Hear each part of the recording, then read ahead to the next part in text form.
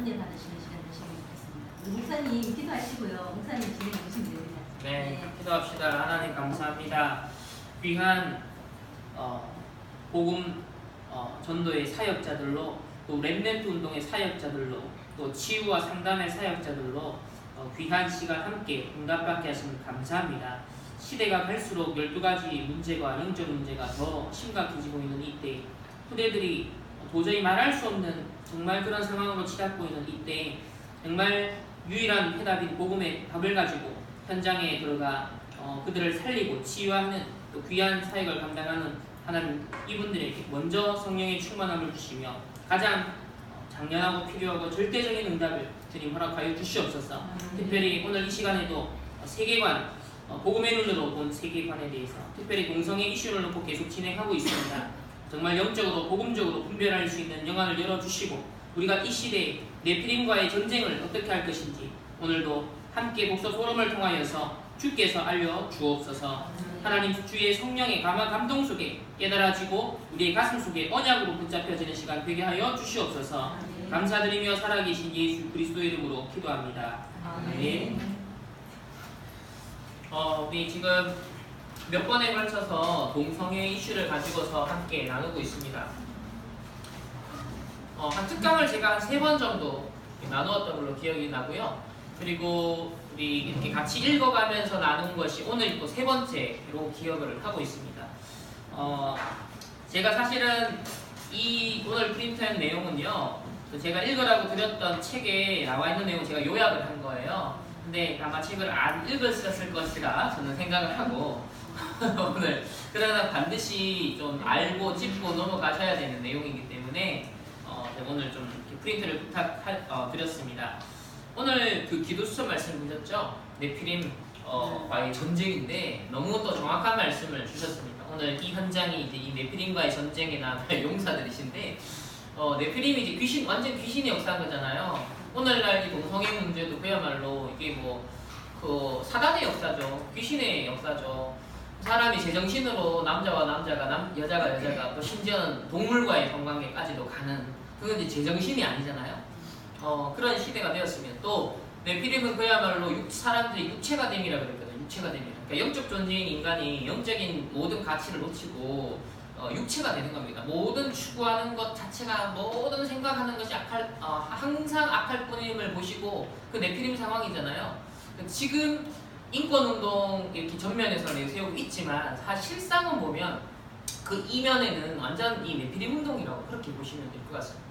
또 바벨탑 운동으로 사실 또 가고 있고 이제는. 그래서 이 시대에 창세기 3장, 6장, 11장이 21세기 버전이 인권운동, 또 이런 동성애 운동 혹은 페미니즘 운동의 형태로 이렇게 나타나서 우리가 이것과 성경의 별개의 문제가 아니라 우리가 늘 들어왔던 그 메시지가 12가지 문제가 오늘날 사회적으로 또 문화적으로 이런 이슈가 되고 있는 것 속에서도 이렇게 나타나고 있구나.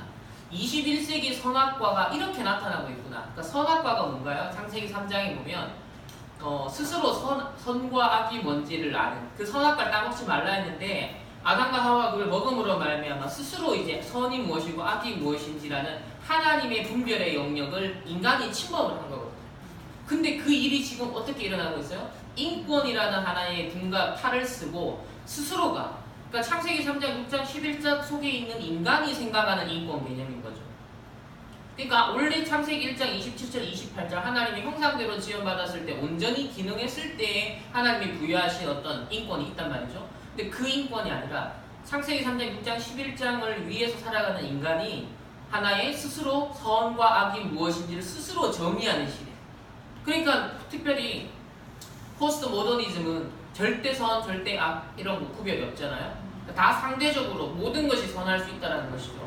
그러다 보니까 이 기준점 자체가 이미 무너진 시대인 거예요. 그런 가운데 스스로 선악을 분별하는 시대의 선악과 형태로서 이 인권운동이 대두가 되고 있다는 것, 이게 우리가 전도자가 좀 봐야 되는, 재해석해야 되는 그런 부분인 것 같습니다.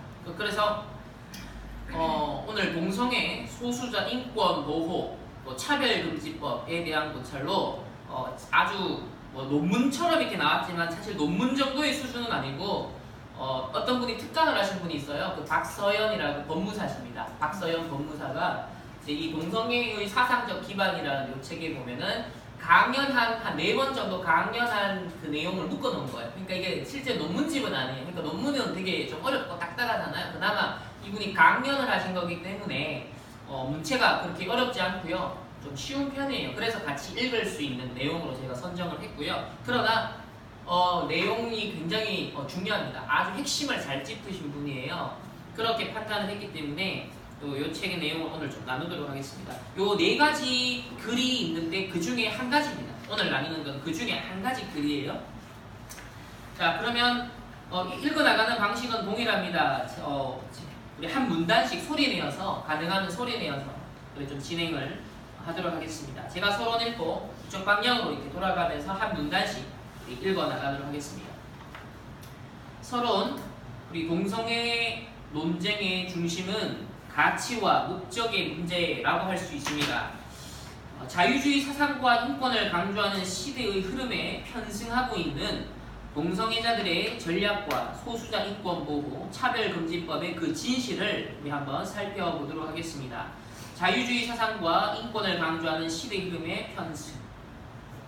무연고적 자아.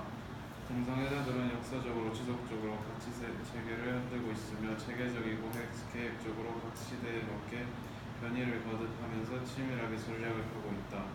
현재는 가치와 인간의 존재 목적이 무엇인가에 대해 개념이 혼란스러운 시대 흐름을 이용하여 자신들의 영역을 확대하고 있다. 현재 자유라는 개념이 부각되자 동성애자들은 무연고적 자아를 강조하는 자유주의 사상을 전략적으로 선택했다. 자유주의는 자신이 처한 상황과 맥락에 앞서서 존재하는 독립적인 자아상을 그려내고 있다. 이것을 무연고적 자아라고 한다. 즉, 무연고적 자아란 자아는 그 어떤 것에 대해서도 생리적으로 연고를 갖고 있지 않다는 것이다. 따라서 자유롭고 독립적인 자아는 법이나 정부에 얽매이지 않으며 도덕적으로나 종교적으로도 얽매이지 않으므로 가치에 있어서도 기존에 생성되고 있는 가치 질서에 얽매이지 않고 자아가 스스로 가치를 부여한 것에만 가치를 둔다는 것이다. 자, 이것만 딱 보셔도 뭐가 보이셔야 되죠, 이제? 딱 요 내용 읽으셨을 때 딱 떠오르는 혹시 단어가 뭐가 있습니까? 그렇죠. 야, 정답. 창세기 3장. 뭐 이렇게 뭐 무연고적 자아 이런 단어가 좀 생소하고 뭐 어려운 것처럼 느껴지지만 결국은 창세기 3장에 이렇게 둔갑해서 학자들이 이렇게 표현을 한 거거든요. 그러니까 연고가 없다는 말은 말이 안 맞죠. 우리는 연고가 명확하잖아요. 하나님이 우리가 창조주가 계시잖아요. 우리 만드신 창조주가 계세요. 나의 어떤 독립적 자아가 사실 아니거든요. 하나님의 전체 섭리하심과 주권 속에 나라는 존재가 있는 것이지 무연고적, 연고가 없는 출처가 없는 나 이거는 사실 성경의 정면으로 이미 반대되는 그런 개념인 겁니다. 이게 한창 자유주의가 이제 유행을 하는 그런 시대 속에서 이제 계몽주의 시대 쭉 오면서 200년, 300년 쭉 흘러온 중에 이런 자유주의가 엄청나게 발전하잖아요. 그러면서 미국의 막 개인주의 그러면서 부각됐던 하나의 개념이 무연고적 자아라고 합니다. 그래서 이런 또 시대의 어떤 뜨고 있는 가치나 사상과 이념의 편승에서 그들에게 유리한 것을 또 변호를 하는 거죠. 인권운동을 하고 거기에 맞는 또 동성애자로서의 스스로를 또 자기 합리화하는, 그러니까 시대 정신을 따라가는 겁니다. 이들은 어쩔 수 없이. 계속 우리 읽어나가겠습니다. 그러나 인간은 하나님의 피조물이므로 자아는 하나님의 하나님과 연고를 가질 수밖에 없는 것이다. 결국 인간은 창조주인 하나님과 무연고의 관계를 가질 수가 없다. 따라서 무연고적 자아 개념은 극히 반기독교적이라 할 것이다. 동성애는 가치에 있어서 중립적인 기적을 강조하는 자유주의 사상을 모두 선택하였다. 자유주의 사상은 법과 정부, 타인 그리고 종교 역시도 개인이 가치 결정을 할 때 가치 중립적인 태도를 취해야 한다는 것이며 더 나아가 인간의 가치와 목적을 부각시키기 위해 가치관의 우선순위를 인정하지 않는다. 이렇게 가치관이 중립적인 태도를 취하는 것이 세련된 지식이고 마치 타인의 자유와 권리를 존중해주는 것이냐 외형을 만들어왔다. 이러한 중립적 태도는 결국 가치에 대하여 판단을 하지 않게 하며 가치관의 우선순위를 없애는 결과를 나타낸다. 그 후 과연 무엇이 가치 있는 것인가를 정하는 것은 바로 개인이 선택하며 가치관의 우선순위를 인간 스스로가 창조하기에 이르렀다. 그러나 이것은 창조주의 창조질서와 그 체계인 포엠의 변형이며 결국 창조질서의 파괴를 가져오는 것이다. 그러니까 그 자유주의 사상이 풍미를 하던 시대, 19세기, 20세기에 이런 자유주의적인 사상들이 많이 이렇게 풍미를 하는 시대에 우리가 많이 접할 수 있었던 개념 중에 하나가 어떤 것에 대해서 절대적으로 판단하지 말고 뭐예요? 가치 중립적으로, 특히 뭐 종교에 대해서 사람들이 저마다의 가치관이 있고 저마다의 어떤 신념이 있기 때문에 굉장히 학교에서 배운 게 뭐였냐면 저희 교육받았던 게 가치 중립적인 태도. 그러니까 문화 상대주의 뭐 이런 거 배웠단 말이야 아이들이. 그러니까 이게 뭐냐면 가치 중립적인 태도를 갖도록 하는, 뭐 종교에 대해서든 문화에 대해서든 취향에 대해서든 뭐에 대해서든 가치 중립적인 태도를 요구했던 시대. 그러니까 그게 세련된 지식인이었고 타인을 존중하고 어떤 자유와 권리를 존중하는 것인 것처럼 얘기를 하던 시대였어요. 그나마. 근데 지금은 그것까지 넘어섰어요. 뭐예요? 동성애를 옹호해야 세련된 지식인인 거예요. 예전에는 그래도 가치 중립적으로 중간지대가 있었어요. 그래도 약간 뭐랄까요? 그 흑백이 아니라 중간에 이제 그런 회색지대가 있었던 거죠. 그죠? 그 부분에 내가 침범만 안 하면 크게 뭐 문제가 안 된다는 거죠. 왜 이쪽도 존중해줘, 저쪽도 존중해줘야 되니까. 근데 지금은 그게 아니에요. 동성애를 적극적으로 옹호하지 않으면은 비상식이 되고 있고 비인권이 되고 있는 시대. 제가 이번 주 아랫께도 월요일에 이화여대 가가지고 그 비전 포럼이라는 것을 한 달에 한 번씩 진행을 합니다. 거기에 이제 여러 이제 이슈와 주제들을 다루는데 이번에는 동성애를 또 다루게 되어서 제가 이렇게 랩런트들하고 이렇게 좀 나누게 되었습니다. 현재 수도권과 서울권에 있는 지금 대학생 랩런트들은요 어떤 상황이냐면 대구하고 분위기가 많이 달라요. 동성애 페미니즘이요 대세예요 대세. 대학 안에 완전 그야말로 주도권을 막 잡고 애들이 그 여론을 만들고 있고요. 학교 그 인트라넷 같은 데 들어가 보면 그 게시판 있잖아요. 게시판이 그 동성애자 그리고 그런 페미니즘 이런 거 관련된 글들이요 거의 분위기를 잡고 있어요. 그러니까 거기에 대해서 조금이라도 반대적인 의견을 못 내도록 분위기가 그렇게 만들어져 있어요. 실제 속으로는 그거에 대해서 동조를 안 하더라도 겉으로는 뭔가 있잖아요. 이게 편승하는 듯한 그런 비슷한 일단 동의하는 듯한 그런 태도를 안 가지면 되게 실이 뒤떨어져 있는 거야. 그 속에서 눈치 보면서 랩런트들이 참 심지어 갈등을 하더라고요. 학교에서 뭐 숙대를 다니고 있는 거기는 이제 여성학도 발전하고 페미니즘이나 이런 것들이 되게 발전하다 보니까 학교 분위기가 너무 심한 거예요. 그 랩런트들도 그걸 강의를 계속 듣다 보니까 헷갈린다는 거예요. 그걸 어떻게 복음적으로 분별해야 되는지 본인들도 헷갈린대. 왜? 이거 듣다 보면요 되게 좋은 내용이 많거든요. 굉장히 공감되는 내용가 많거든요. 그러니까 그 내용이 복음적으로 걸러져서 필터링이 돼야 되는데 그냥 휴머니즘적으로 공감되어지고 또 같은 여성의 입장에서 뭔가 공감되는 내용이 너무 많다 보니까 그게 이제 복음적으로 재해석이 안 되고 그냥 쑥 들어와 버리는 거예요. 그러니까 본인이 그게 헷갈린다는 거예요. 그러니까 이런 랩런트도 있고. 그래서 가치 중립적인 걸 넘어서 이제는 오히려 이것이 진리다. 이것이 바로 멋이다. 이것이 선이고 이게 미다. 라는 쪽으로 오히려 가고 있는. 그리고 더 나아가서 오늘 보게 될 차별금지법이라든지 이제 법적인 제재까지 가버리면요 강요하는 거예요. 오히려 이게 한쪽으로 더 이제 극단으로 가게 되어지는 그런 상황. 그러니까 우리 같이 복음의 뭐 성경의 기준을 가진 사람들은 이 차별금지법에서 그야말로 다 걸리는 사람이 되는 거죠. 그러니까 가치 중립적인 태도는 이때까지의 상황. 그런데 이제부터는 넘어가는 게 네피림으로 가는 시대. 그렇게 이제 이해를 하시면 될 것 같습니다. 이제 다음 넘어가겠습니다. 이러한 자유주의 사상을 목적으로는 사생활 보호권으로 강조된다. 사생활 보호권 개념은 개인이 타인이나 사회에 속하는 존재가 아니라 자기 자신에게 속하는 존재라는 사실을 구현하는 것이다. 즉 자유의 중심에는 인간의 존재와 의미, 가치에 관한 개념을 인간 스스로 정의할 수 있는 권리가 존재한다는 것이며 만일 법이나 종교의 강제하에 이러한 신념이 형성된다면 그 신념은 개인의 속성을 정의할 수 없다. 결국 개인의 자유를 보호해야 하므로 동성애 역시 극히 개인적인 사생활로서 보호해야 하는 것으로 기별됩니다.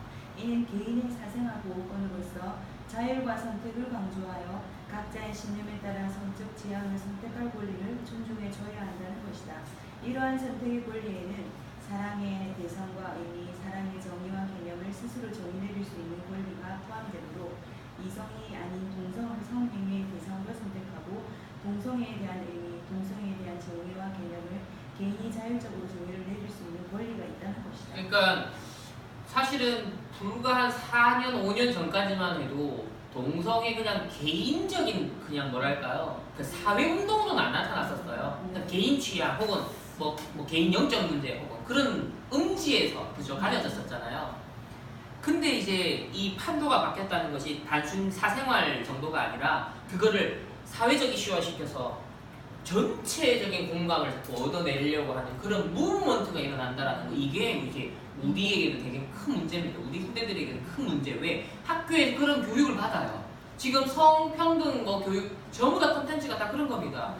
그죠? 전부 다 이거 동성애를 정상적인 성적 취향으로 가르쳐야만 되도록 이미 교육 콘텐츠는 벌써 나왔어요. 근데 왜 이런 게 나왔는지 지금 뿌리를 우리가 이제 앞으로 봐야 되거든요. 그게 다 68혁명 이후에 나타난 유럽에 미국에 나타났던 흐름입니다. 그러니까 68혁명과 반문화와 히피 운동 이런 1960년대에 일어났던 인간의 진보적인 흐름이 쭉 형성되어져서 70년, 80년에 그런 것들이 학문화되어지고 이론화되어지고 거기에 교수들이 와서 유학을 해갔고 그 학문적 1세대, 2세대를 거쳐서 지금의 젊은 40대 학자들이나 이 지성인들이 글을 써내고 있거든요. 그리고 그 사람들이 제도도 만들고 교육 정책도 만들고 있어요. 그러니까 정상적인 범주 안이라고 하는 교육 안에서도요, 심지어는 성교육에 있어서는 그 흐름을 연장선에 있다는 거죠.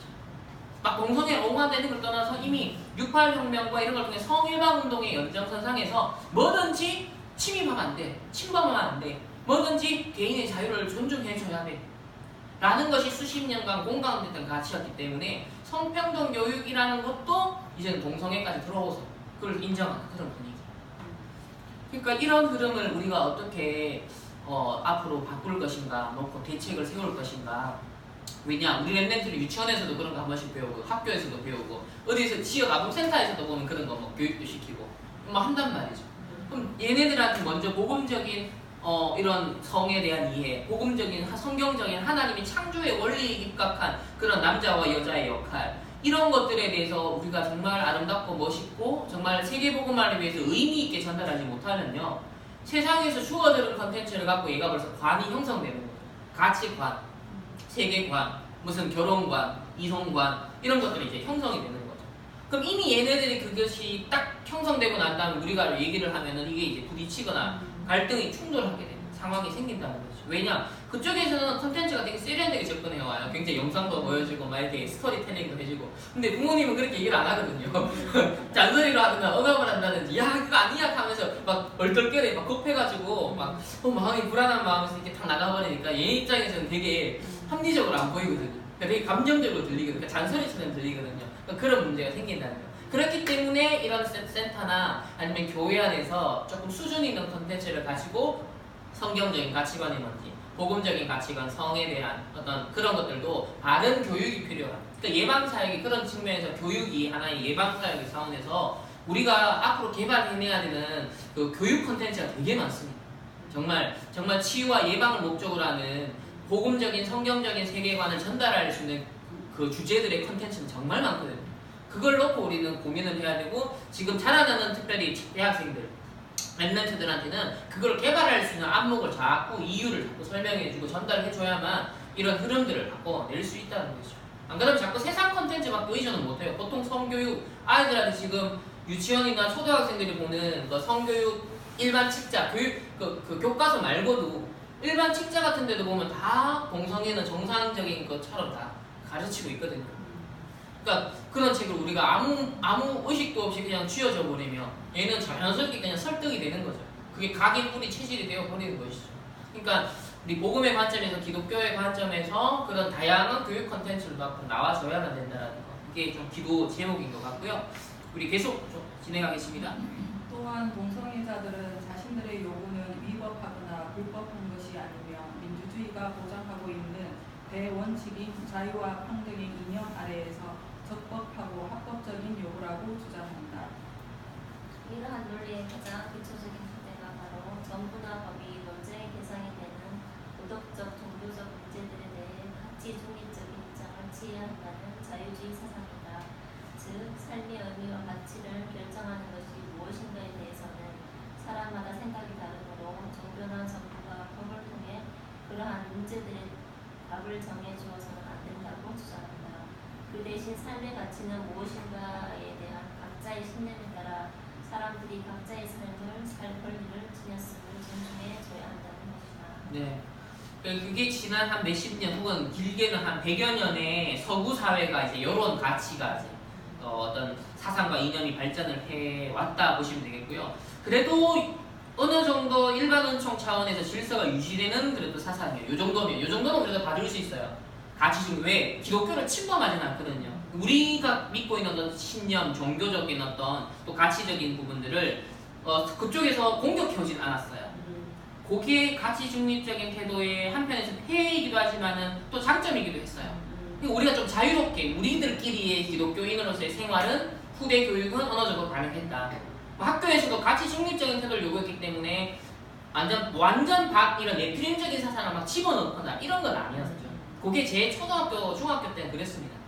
그러나 이제 이런 21세기가 딱 되면서 시대의 판도가 정말 딱 바뀌게 된 그 시점에 이제 지금 막 뭐랄까 엔진이 지금 무릉무릉 하고 있는 그런 시점인 거예요. 이게 만약에 엔진이 딱 걸려버려가지고 시동을 딱 걸어서 움직이기 시작해버리면 교육 정책, 문화 정책, 각종 정책들이 이제 쫙 하고 들어가는 겁니다.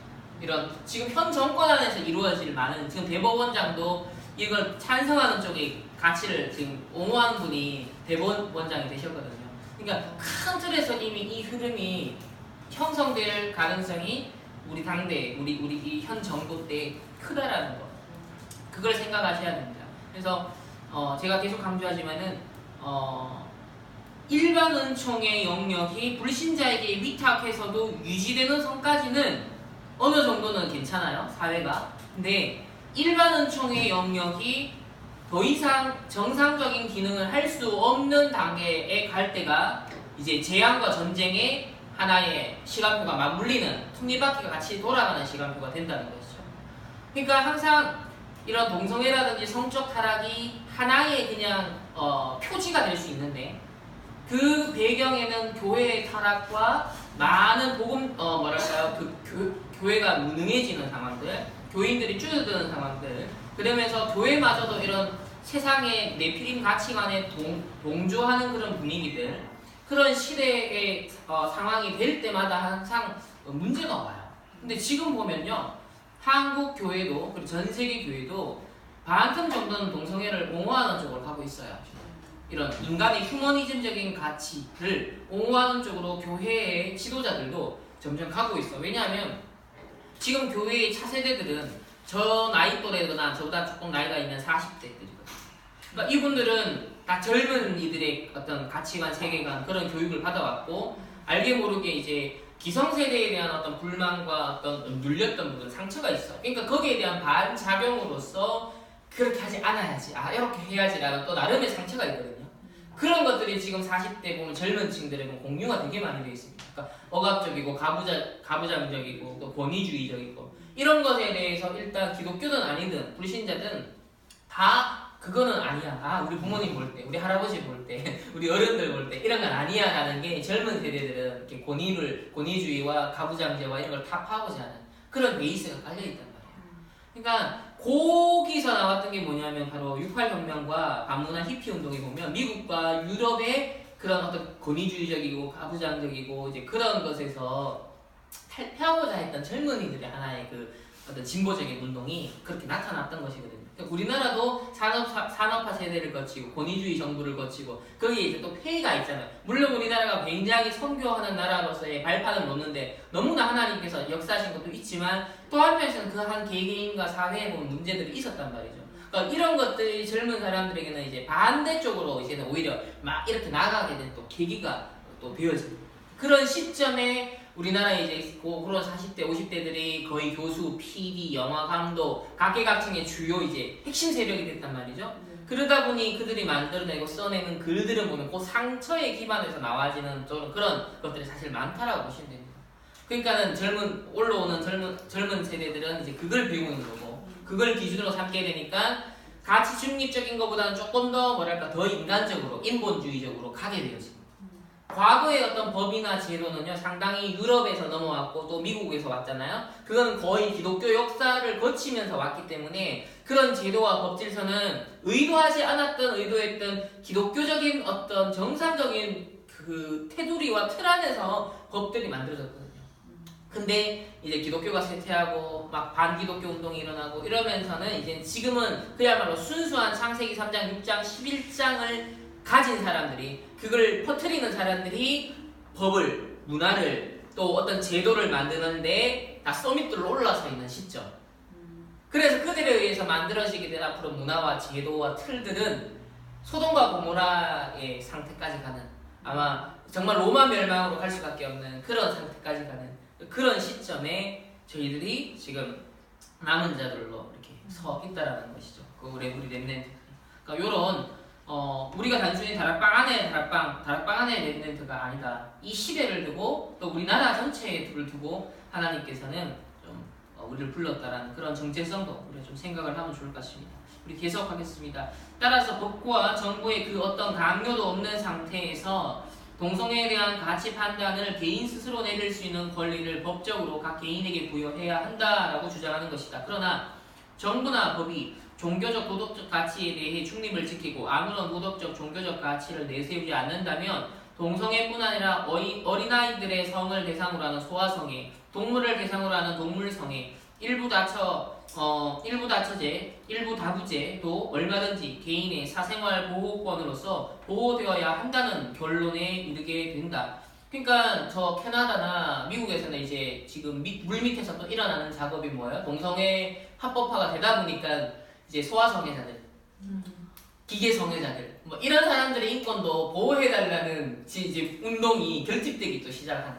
그러면 앞으로 이게 5년 또 10년 지나면 어떻게 되냐면 그 운동도 굉장한 또 사회적으로 임팩트를 줄 수 있는 상황을 간다는 것이. 왜? 사람들은요 보통 일반들의 대중들의 생각은 시대가 흘러갈수록 그게 물들어요. 결국 보고 듣고 이런 거에 의해서 처음에는 이랬다가 나중에는 그럴 수 있지 이렇게 가거든요. 편승해서 간단 말이에요. 물들어 버린단 말이에요. 뇌는.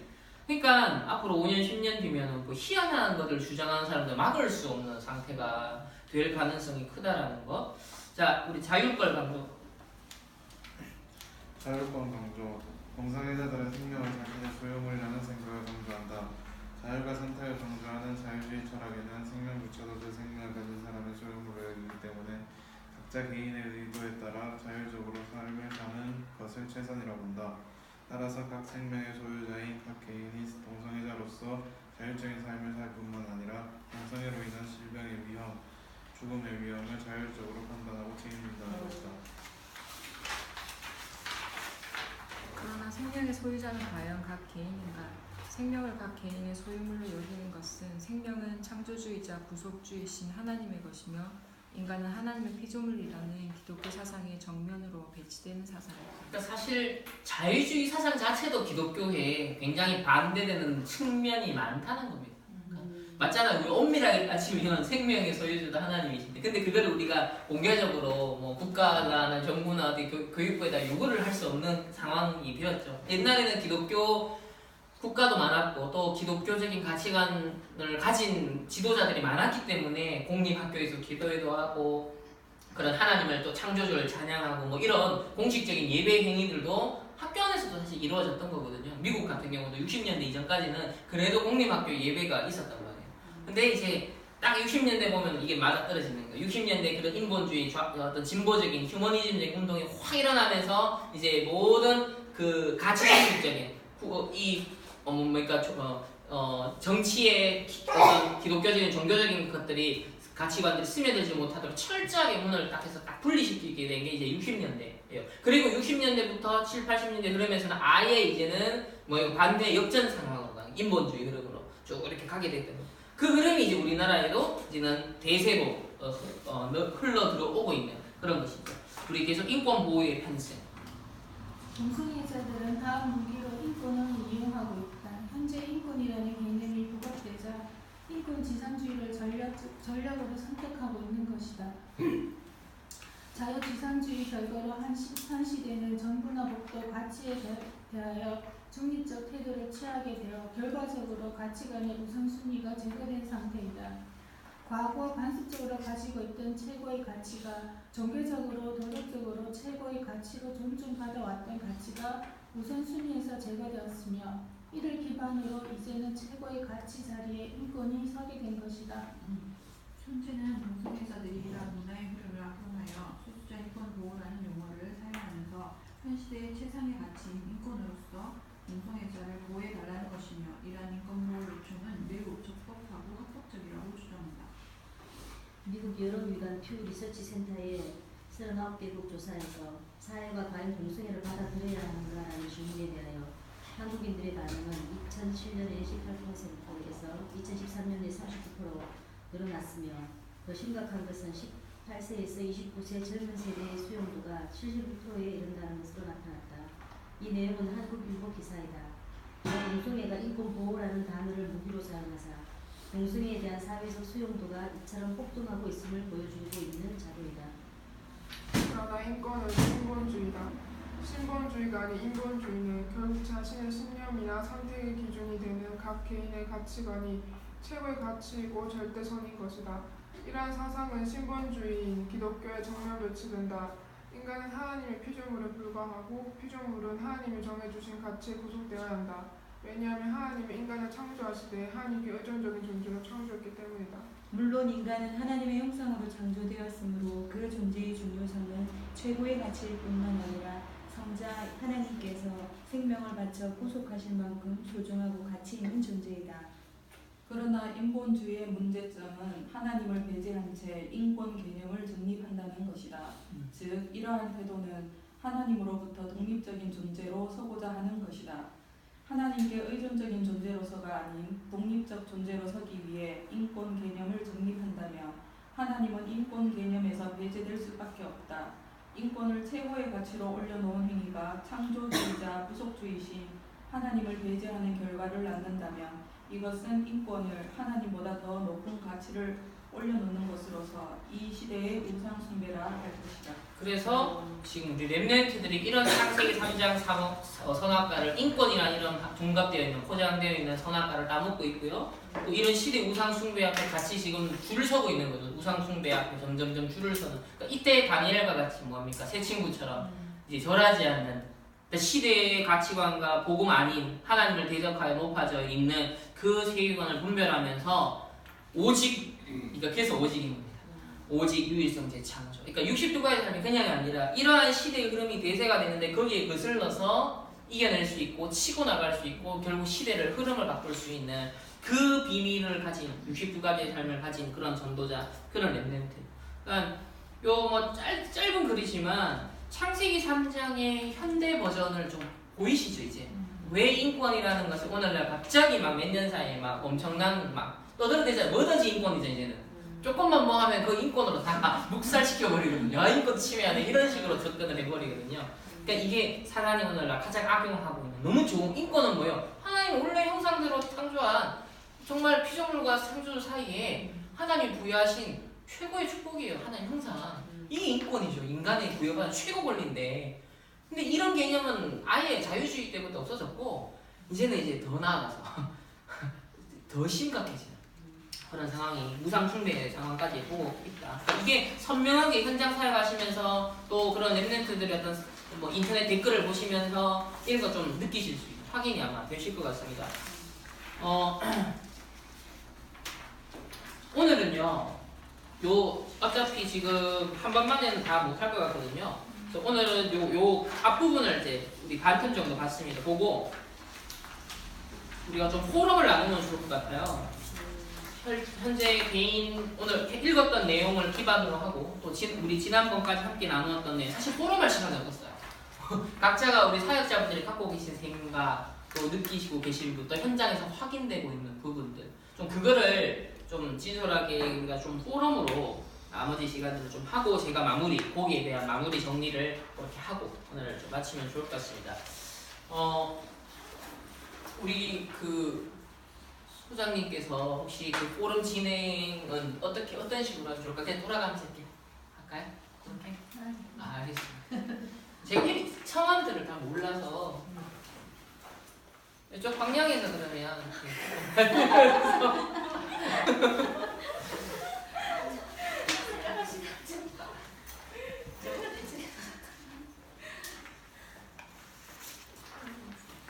그러면 아니면 우리 나머지 분들이 조금 생각하실 여유를 좀 주시고자 우리 소장님이 먼저 스타트를 끊어주시면 어떨까?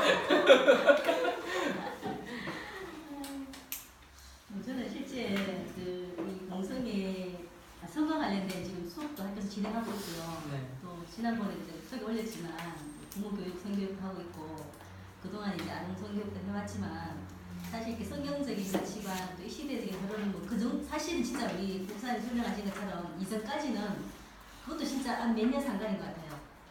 한 1, 2년 상관에. 네, 강의가 참 편하게 정말 성교육으로 진행이 됐었는데 이제는 이 동성애가 이슈가 되다 보니까 이 부분을 다루지 않으면 안 되는 그런 상황이 이르렀단 말이에요. 왜냐면 이제 그런데 제가 지난번에 그 부모 교육 갔을 때 해보니까요, 많은 부모님들이 동성애에 대한 내용을 잘 모르고 계세요. 제가 이제 부모 교육 이런 거 말고도 제가 부모 교육을 지금 진로라든지 인생 교육을 지금 다니고 있거든요. 네. 그래서 제가 일부러 이 동성애 파트를 넣어서 네. 아이들의 문화 이런 걸 좀 설명을 하면서 하거든요.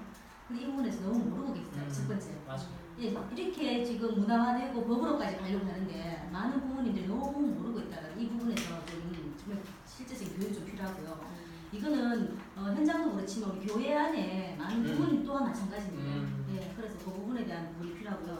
또 뭐 교회에서 청소년 성교육을 좀 해달라 이런 이제 건의가 있고 요청이 있어서 또 제가 안 그래도 우리 교회 내에 어떤 부모를 위한 성교육을 사실 이제 계속 기도 중에 있습니다.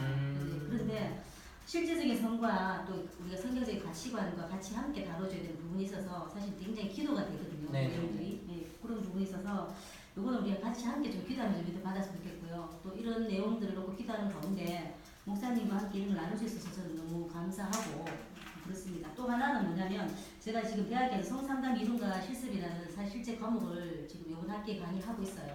그래서 실제 성에 대한 것들 구체적으로 다루고 있는데 아까 말씀하셨던 것처럼 이 자유주의 사상 때문에 인권이라는 어떤 부분들이 사실은 이제 만연되어 있기 때문에 아이들한테 이 동성애의 어떤 그런 부분들을 이제 직접적으로 강의하기가 쉽지 않아요. 사실 제가 계속 가치 중립적인 입장에서 내가 강의한다라는 걸 강조하면서 그러니까 너희들이 알고 있는 그 이면을 좀 봐라. 이게 지금 최선인 거예요. 지금 상황에서는. 예.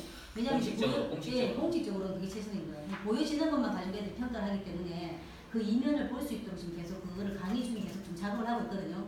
근데 마지막 딜이 우리 목사님 모셔가지고 지금 그 부분을 제가 조금 인도를 받으려고 합니다. 왜냐면 저는 이제 제가 할 수 있는 거는 이제 정말 교수 입장에서는 그렇죠. 예, 한계가 있으니까. 네.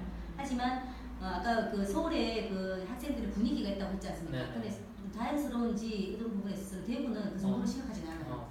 예. 이거 그래도 보여줘요. 예, 학생들뿐만이 아니라 모두 그래서 지금 우리 역할이 굉장히 중요한 것 같습니다. 네, 그래서 아까 말씀하셨던 그 예방 교육이라는 게 굉장히 중요한 것 같아요. 뭐 실제 우리 랩런트뿐만이 아니라 우리 현장에도 마찬가지고요. 또 우리가 복음가진 전도자라서 또 우리가 해야 될 부분은 이 교육 예방 사역 이 부분이 뭐 다른 분야에도 예방 교육이 많이 필요하지만 특히 이 성에 대한 예방 교육이 정말 기도하면서 인도에 대한 아주 핵심적인 그런 부분인 것 같거든요. 제가 상담을 하다 보면 우리 인간의 어떤 본능적인 부분이 또 성과 연결되어 있습니다. 그러다 보니까 아까 여기 그 뭐라고 했죠 처음에 그 자아 무연고적 자아 이런 부분들이 공허하고 외로운 이 마음을 여러 가지에 빠질 수가 있지만요. 그 중에서도 이 시대적인 분위기가 성에 빠질 수밖에 없는 그런 문화적인 분위기가 있어요. 맞아요. 예, 그래서 뭐 스마트폰을 통한 그 음란물에 접촉이 쉽다라든지 또 실제적으로 주변에 아이들 잘못된 성에 대한 그런 개념 때문에 사실 청소년기에게는 이 동성과 친할 수 있는 그런 나이의 어떤 발달 단계의 정상적인 것들이거든요. 근데 아이들이 문화의 어떤 그런 현상들을 보면서 오해를 하는 거예요. 예, 그건 우리 랩런트도 마찬가지더라고요. 그렇죠. 맞아요. 근데 이런 어떤 제대로 된 개념을 좀 잡아주는 것도 필요하다는 그렇게 보여지거든요. 그래서 저는 일단 이제 이 부분 놓고 좀 기도하면서 예방 사역에 대한 부분들을 우리 전도자들과 함께 기도하면서 인도받아야 되지 않나. 저는 매번 느끼지만 이 부분은 좀 핵심적으로 제가 직접 또 현장에 있기 때문에 절실하게 느끼시는 그런 내용인 것 같습니다. 감사합니다. 우리 그 준비되셨죠? 저 먼저 그럼 먼저 좀 성함하고 교회만 좀 네. 말씀해 주세요. 성지교회 나가다락방교회 지교회. 네? 성지교회요? 네. 예. 제 이름이. 박혜진 네. 지교회 이름이? 시교회. 예. 성지교회. 네. 제 이름이 깜짝 놀라서 한 거. 성지교회. 아네요. 성이랑 붙여가지고 성은 생선한데 본인은 성함이 어떻게 되죠? 박혜진. 박혜진. 네. 그래. 원장님, 사모님. 사모님이세요? 네. 아, 네. 네. 근데 이번 주에 우리 상업선교 메시지 들으면서 유 목사님께서 이제 너무 애들을 안 낳아서 지금 학교가 없어지고 있다. 그 부분을 이야기하시면서 이제 어릴 때부터 이제 학교 다닐 때부터 그 세대들이 이렇게 아이를 둘 만나 네네네. 그치, 맞아요. 예, 그런 것들이 너무 각인이 되니까 지금 이제 시대가 아이를 안 낳는 게 되어졌다 그렇게 이야기하시는데 저는 이것도 마찬가지. 우리 학교 공부 자체가 너무 이 인권이라면 아니지만 그때는 인간 존중, 인간 사랑, 인간 중심 어떤 그런 부분들이 너무 우리 학교에 이 하나님 없는 사상들이 너무 많이 뿌리내리니까 이제는 지금 제가 이제 목사님 말씀하실 때 인권이라는 게 창세기 3장이라면 비딩 시대가 왔는데 이 동성애가 진짜 이 귀신 들리지 않으면 잡히지 않으면은 진짜 여자가 여자를 어떻게 사랑하며 그 진짜 네피림 시대가 오지 않았나 어떤 그런 것들이 많아지거든요. 그래서 정말 아이들에게 이 뿌리 박힌 이 학교에서 배운 이런 창조론적인 그런 게 아니라 진화론적인 그런 거 배운 그런 각인들을 바꿀 수 있는 우리 기독교 안에서 어떤 교육 콘텐츠가 필요하지 않겠나. 그런 이제 목사님과 같이 이런 분들이 많이 나와야 되지 않겠나. 저는 우리가 이렇게 들어도 되겠지만 우리 청소년들이 진짜 그래야 되겠다는 생각이 많이 들거든요. 그래서 이게 너무 시급하고 앞으로 지금 빨리 우리 대안학교가 생겨서 학교에 그런 문화 가운데서 적응하지 못하는 혼란스러운 그런 아이들을 좀 새롭게 좀 다락방 안에서 좀 빨리 대안학교가 생겼으면 좋겠어요. 참 진짜 너무 필요하고 시급한 건 정말 우리가 인지가 참 많이 되는 것 같아요. 미국 같은 경우도요. 제가 이제 한 3년 있어 보면서 2000년도에서 2003년도에 있는 동안에 제가 처음에 좀 이해가 안 됐던 게 있었어요. 그게 뭐냐면 홈스쿨링이었어요. 그때 벌써 미국은 되게 만연했거든요. 홈스쿨링. 왜 학교를 안 보내고 왜 집에서 이렇게 부모들이 다 커리큘럼 해가 하더라고요. 그거를 특히 기독교 가정들이. 그 지금 와서는 이해가 되는 게 뭐냐면 이미 미국은 그런 사상적인 흐름들이 이미 막 휩쓸고 있다 보니까 부모들이 대책이 없고 대안학교도 없고 하니까 가정에서 미션홈으로 그렇게 했던 거였구나. 근데 그래 따지면 앞으로 우리나라도 기독교인들 중에서 그렇게 할 가능성이 굉장히 많다. 왜? 학교에서는 계속 이걸 계속 훔치고 갈 것이고 그래야 될 것이니까. 그런 면에서 봤을 때 정말 다락방 내 혹은 또 우리 지역 나원에서도 그런 대안학교 형태를 정말 꼭 건물이 없더라도 교육을 할 수 있는 교회 건물을 빌려서라도 정말 바른 교육을 할 수 있는 게 조금 정례화되고 제도화되어져서 그런 좀 대비가 실제로 필요할 시대가 참 오고 있다. 이미 왔는데 더 피부에 와닿게 된 시간표가 올 것 같다는 거. 그래서 여기 또 포럼 저희들 들어보니까 공감되어지는 부분인 것 같고. 그래서 아마도 이제 내년에 한 가지 이제 그 나기연에서 하나 지금 준비하고 있는 게 보니까 기독교 세계관 아카데미를 준비하더라고요. 아까 저 어제 연락 왔어요. 연락 와가지고 10월이나 11월 중에 좀 워크숍을 해서 내년 커리큘럼을 좀 같이 짜자고. 그래서 내가 10월, 11월은 도저히 지금 상황이 너무 힘들어. 그래서 12월에 방학하자마자 한 1박 2일 정도 아예 그냥 합숙하면서 내년 한 그 커리큘럼을 한번 짜는 쪽으로 그렇게 지금 얘기가 나오고 있거든요. 제가 학교에서 책을 여성학을 배웠는데 네네. 제가 진짜 페미니스트가 될 뻔했어요. 너무 여자들이 억압당한 그런 그쵸. 시대를 살았기 때문에 뭔가 이렇게 남자를 뭔가 그런 제가 있기 때문에 그게 있었는데 지금 이제 이렇게 기독교적인 그거 하니까 제가 혼란스럽더라고요. 그 사모님도 지금 랩맨들 어떠셨어요? 그래서 애도 많이 낳아야 되는데 사실 기독교 안에서 우리 애도 많이 낳아야 되는데 생육하고 생각해보니까 이게 지금 우리가 좀 나가서 이렇게 하려고 하니까 애를 낳으니까 이게 좀 힘들잖아요. 내 왜 우리만 이래 좀 죽고 살기로 아껴야 되지 뭐 다 해야 돼 이랬는데 남자들은 안 도와주는 거예요. 근데 지금은 이제 좀 많이 도와주죠. 그리고 지금 이렇게 그런 분들이 많지 않아요. 그래 맞습니다. 네. 그래서 안 하잖아요 지금. 요 동성애 조금 이제 어느 정도 조금 뭐 마무리하고 나면요 페미니즘으로 넘어갈 거예요. 페미니즘 다룰 거예요. 그게 지금 엄청 또 대세로 지금 시중에 검색해보세요. 페미니스트 엄청 많습니다. 지금 쏟아집니다. 진짜 그게 방송 PD들 그다음에 예능 프로그램 만드는 사람들 이런 사람들이요 거의 페미니즘 사상 갖고 있는 사람 되게 많거든요. 그러니까 예능 프로그램이나 드라마다 이런 것들 속에 자연스럽게 녹아져 있어요. 알고 보면 그런 사상들이요. 그러니까 그 젊은 세대는 계속 영향을 받죠. 그러니까 아예 또 부모님 그 관점에서 부모님 세대를 보면요, 아 역시 결혼할 건 못 돼, 얘는 놀 게 못 돼. 이래 아예 단정 지어서 처음부터 그냥 그야말로 지극히 뭐랄까 분명 선한 부분 있는데 또 어두운 부분만 너무 강조해서 봐버리니까 처음부터 그냥 속단해버리고 그러니까 혼족 지금 세대로 가잖아요. 홀로 세대로 계속 가고 있잖아요. 그 시대 또 구조가 힘든 부분도 있지만 그러니까 이런 것들을 맞물려서 우리가 올바른 가정회복운동, 올바른 후대운동 정말 성경에 같이 입각해서 펼칠 수 있는 무브먼트가 우리 단체에서 앞으로 사회를 왜냐하면 이게 계속 이쪽으로 가다 보면 또 반작용 현상이 또 일어나거든요. 예를 들면 페미니즘이 극단으로 계속 가잖아요. 거기에 따른 폐해와 거기에 따른 사회적 문제가 또 나올 거예요. 그때 또 반대적으로 공격해오면 또 세력들이 또 생길 거란 말이에요. 그럼 피해가 또 여자들이 받고 그래 되면 그래 됐을 때 우리 어떤 면에서 우리 올바른 정말 개념 딱 잡혀있는 가치관을 딱 갖고 있는 우리 랩런트들 속에서 이런 무브먼트를 정말 치유할 수 있는 무브먼트를 일으키는 그게 이제 사회운동가 될 수 있거든요. 그게 우리가 앞으로 지금까지 준비가 되었고 제2 RUTC 시대는 그야말로 각 현장에 지금 다 파고 들어가는 건데 기여할 수 있는 부분이 아니겠는가 그런 생각을 또 해보게 됩니다. 네, 감사합니다. 예불이 다음 준비되셨나요? 빨리 하겠습니다. 네, 먼저 하시죠. 성함과 교회만. 저 네. 대구 은혜교회 강명수 권사입니다. 네. 장로님 말씀하신 거 100% 통감하고요. 네. 진짜 똑같은 생각인데 진짜 하고 싶은 말씀을 다 해주신 것 같아요. 또 하셔야 됩니다. 상황도 마찬가지인데 몇 번 들었지만 들을 때마다 항상 이렇게 저 되게 제 자신을 무식하구나 되게 많이 통감했었거든요.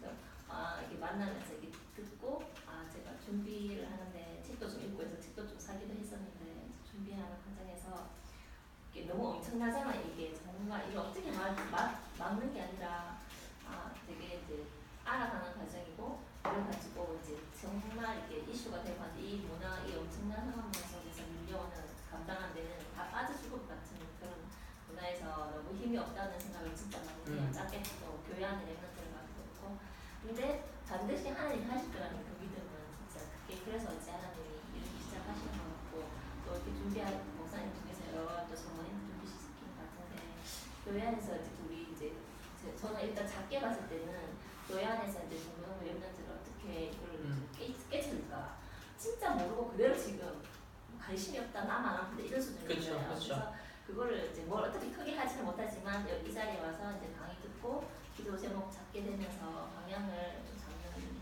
비리적으로는 그렇거든요. 그래서 이제 계속 기도하는 부분이 성대를 어떻게 할 건지 이제 계속 기도하고 있고 또 이제 또 장관님 의견도 하고 방향을 시작하는 시간표인 것 같아요. 그래서 성대는 크게 뭐 아니지만 부모님도 너무 모르고 있고 그냥 말씀만 암송하면 돼 이런 수준인 것 같고 초등부도 모르고 그래서 이제 막 계속 각인시키고 이런 그게 되게 다잖아요. 다른데 그게 아니다. 근데 어릴 때부터 진짜 우리 이렇게 사역자들이나 그 담당하시는 분들이 이 자리에서 좀 들었으면 좋겠다는 생각을 많이 해서 전달을 하고 했는데 여러 가지 마음이 없는 게 아니라 상황이 안 돼서 못 오시는 상황이어서 그래서 이제 권사님하고 일단 그걸 시작하는데 진짜 전문인 초청해서 일단 좀 깨워주고 싶어요. 그래서 눈이 조금이라도 열리고 그 시작이 돼서 앞으로 이렇게 좀 많이 교육국이나 교회 안에 전체 우리 다락방 안에 교회가 되는 날이 올 거라 믿고 그 작은 시작을 하는 중요한 우리 시간표여서 제가 좀 들으면서 많이 배우게 되고 또 기도 제목을 잡게 되는 중요한 시간이거든요. 그래서 감사하고 계속 이 자리에 이제 좀 너의 뷰타 생각하고 시작을 하는 중요한 발판이 돼서 하나. 그래서 권사님 같은 분이 개교회마다 한 분씩 두 분씩 이렇게 계신 게 너무 중요한 것 같아요. 그래도 전달하고 그래도 이렇게 노력을 하시잖아요. 이렇게 알리려고 막 전달하려고 막 안타까워하시는 분이라도 계시면 다행인데 전혀 그런 의식도 없는 사실 교회나 또 사역자도 사실 많기 때문에 결국 언제 깨닫느냐면 내 자녀가 피해를 보든지 아니면 내 주위에 누군가 아차하는 순간 이때 늦었잖아 사실은. 그때는 그러니까 예방사역을 못하는 거죠. 이미 그때는 많이 망가진 걸 또 치유해야 되는 너무 힘들게 너무 어렵게 해야 되는 거예요. 그러니까 복음은 미래를 보는 거거든요. 복음은 현실만이 아니라 과거만이 아니라 미래를 보면서 하는 준비를 다 하게 하시고 전도자는 그걸 다 보고 계시기 때문에 오늘도 무슨 네피림과의 전쟁이라는 답을 얼마나 정확하게 주시고 방주운동을 해야 이거 지금 방주로 보인 거 아닙니까? 그러니까 하나님 이 시대 우리의 소망을 가지고 남은 자로서 새로운 시작을 또 할 수 있도록 준비를 시키신다. 저는 오히려 오늘 딱 말씀 보면서 저는 이 모임에 그냥 확신이 더 생겼어요. 그냥 막 그냥 한 달에 한 번 오는 거 이것이 아니라 여기가 지금 네피림과의 전쟁을 하는 방주운동하는 현장이구나. 딱 그 답을 갖고 오늘 또 오게 돼가지고 너무 또 여러분들이 또 한 분 한 분이 좀 소중하다. 너무 하나님 보실 때가 너무 정말 중요하신 분들이다라는 걸 다시 한번 저도 또 기도 제목으로 또 마음에 또 담게 되어졌습니다. 우리 그리고 또 옆에 저 은혜교회의 이지연 권사입니다.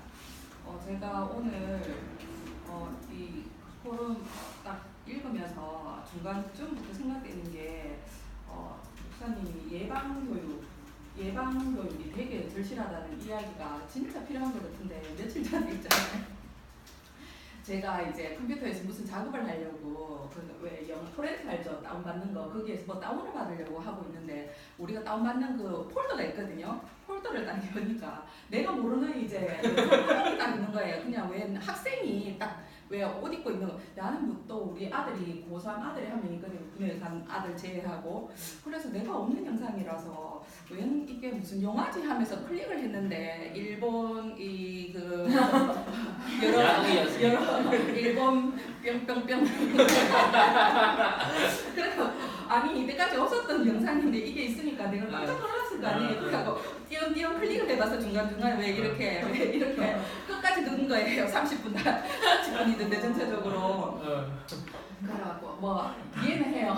이해는 하는데 굳이 이거를 삭제하지 않고 이렇게 놔두는 의도는 뭘까 이러면서 그래서 이거를 참아야 하는데 그래갖고 저녁에 고3이다 보니까 아까 목사님 했잖아요. 콘텐츠가 이렇게 기승전결로 가서 이렇게 자녀와 이렇게 제대로 이렇게 상담이 돼야 되는데 이 열정만 있고 이제 끝만 하니까 이제 푸시가 딱 되어버리니까 나는 이제 의도 최선을 다해서 자제하는데 걔는 엄마 뭐 새삼스럽게 그런 것 같고 남자는 다 그렇대 이런 얘기하는데 남자는 다 그렇지만 굳이 엄마가 보는 거 그 좀 이건 아니지 않을까 뭐 이런 식으로 이야기를 했었는데 어떻게 이렇게 교육 진짜 이게 엄마와 자녀 간에 뭐 우리는 그래도 오픈되어 있으니까 이 정도로 하지 뭐 충격받는 상황은 아니었거든요. 근데 이거를 가지고 진짜 그 기독교적인 성론 뭐 이런 그런 것들이 되게 필요하고 안 그래도 우리 아들하고 동성애 이야기도 많이 하고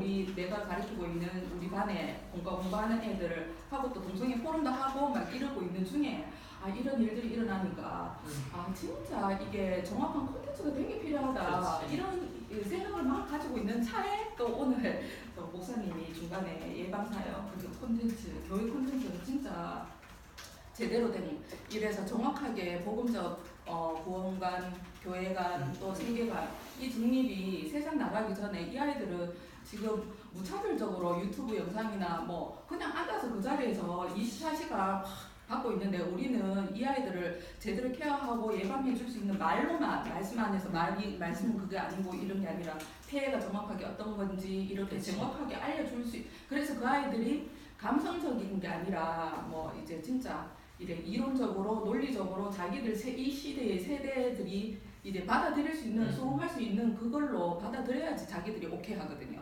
안 그러면은 감성적으로 왜 우리에게 강요하냐고 이런 이야기를 해버리니까 이게 진짜 교육 콘텐츠 진짜 중요하고 너무 필요하고 절실하다 이런 생각을 꼭 하게 됐고 두 번째는 제가 이 강의를 들으면 들을수록 우리 다락방 운동이 얼마나 중요한지 새삼스럽게 진짜 확인하는 시간표거든요. 그래서 우리가 말하는 제2의 RUTC 시대 그 속에서 RTS 또 RUTC 운동 이거가 어떻게 예수는 그리스도라는 이 복음을 정확하게 알려주고 이거의 마지막 영적 싸움터에 우리가 앉아 있다는 내 개인적으로는. 네.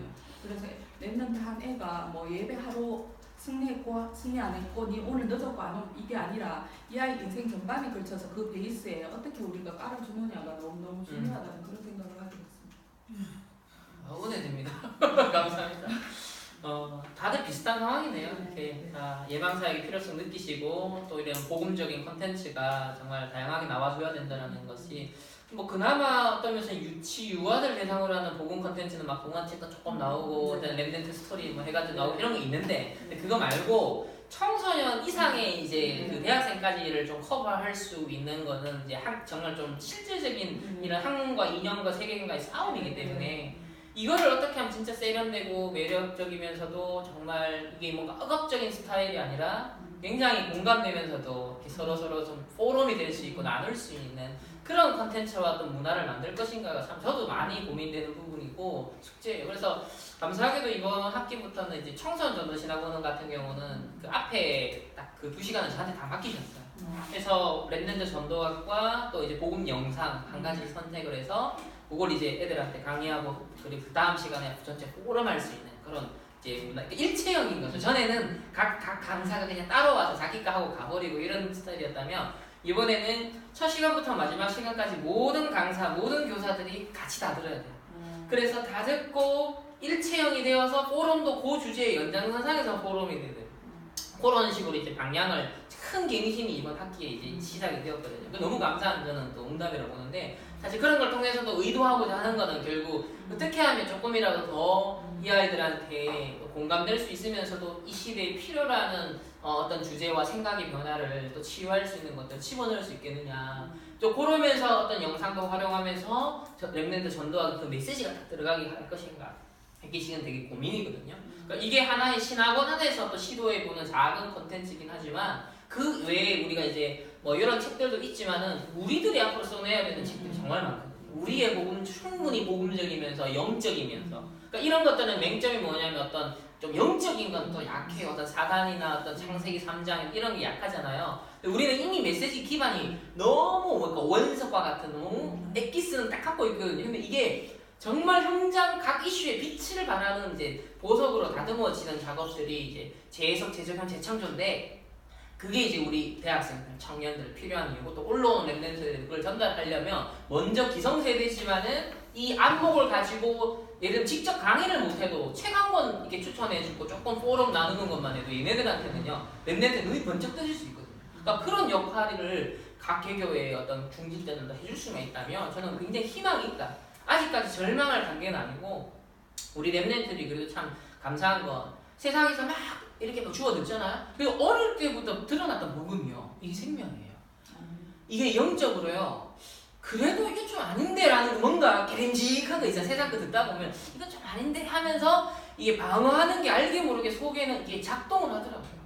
근데 그런 상황에서 조금 얘한테 막 강압적인 게 아니라 억압적인 게 아니라 조금 뭐랄까요 좀 문화적인 소통하면서 좀 납득될 수 있는 합리적으로 정말로 근거 있게 정말 근거 있게 이렇게 설명해주고 어떤 역사와 흐름을 갖고서 얘기를 해주면 충격을 받는 거죠. 이랬냐? 이러니까 한 번만 그렇게 충격을 받고 깨달아도 사실 얘는요 그 빠져나올 수 있거든요. 그때부터는 스스로를 지킬 수 있고 스스로 이제 그걸 오히려 방어하고 거기에 대한 대응해 나갈 수 있는 그런 뭐랄까 예방제가 되거든요.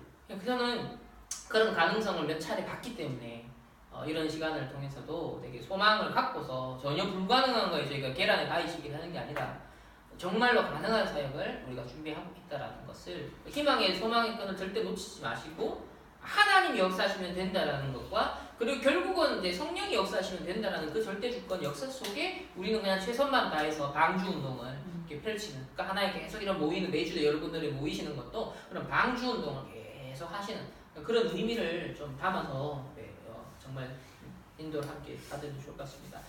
네, 우리 저는 잠깐 우리 그 권사님하고 우리 사모님 이야기에 좀 연결해서 조금 이야기하고 싶은 게 뭐냐면 지금 성경적인 세계관, 가치관을 이야기하지만 그에 앞서 성이라는 부분을 이야기하자면 사실은 우리의 상처와 선입견과 또 우리의 편견 이런 것들이 사실 성리의 어떤 그 가치가 영향을 미치고 있단 말이에요. 성경적 가치를 떠나서.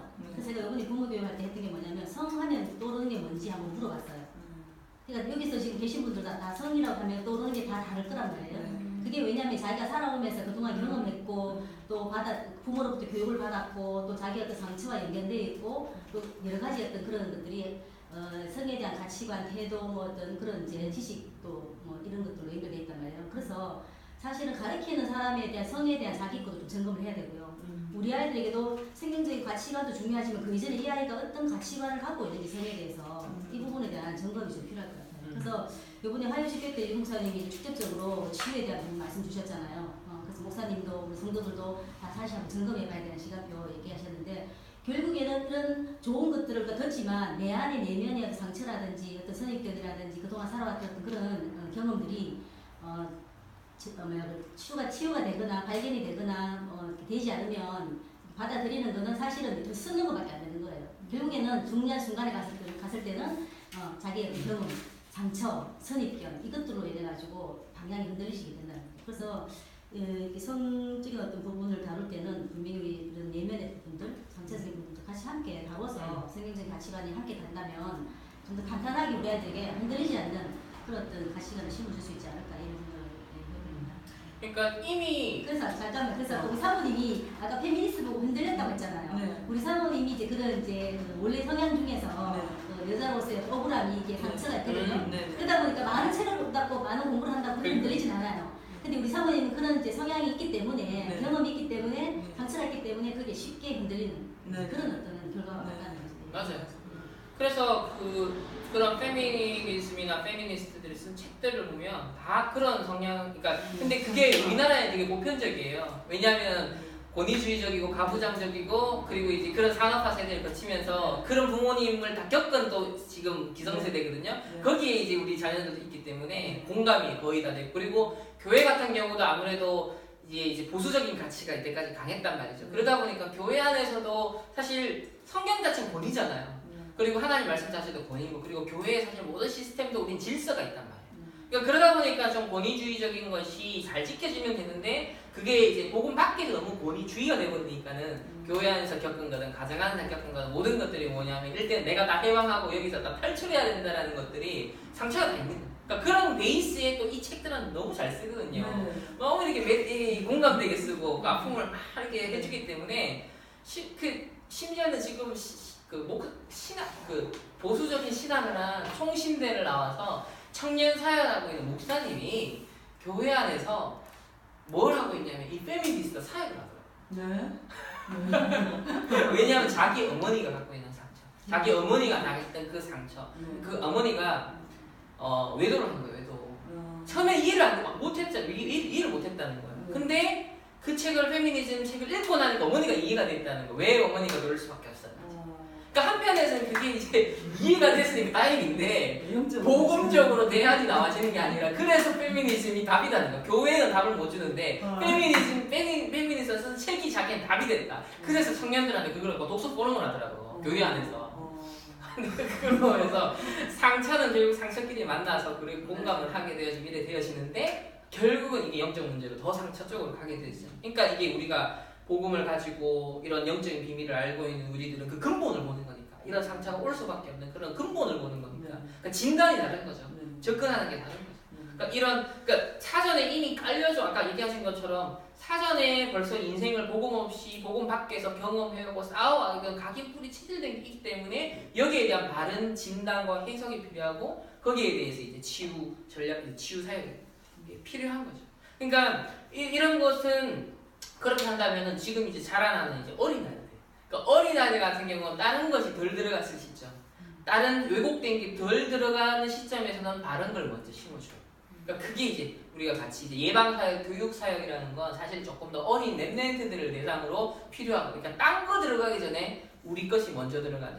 그렇지만 벌써 얘네들은 유치원생만 혹은 초등학생만 돼도 벌써 스마트폰 다 갖고 있기 때문에 왜곡된 개념들이 다 들어가 있거든요. 그러니까 얘가 현 상태가 어떤지에 대한 객관적 진단은 먼저 필요하고 이제 거기에 맞춰서 우리가 어떻게 접근할 것인가, 거기에 대한 치유를 할 것인가, 그건 이제 우리 소장을 통해서 앞으로 인도를 받아야 될 게 아닐까 들어갔습니다.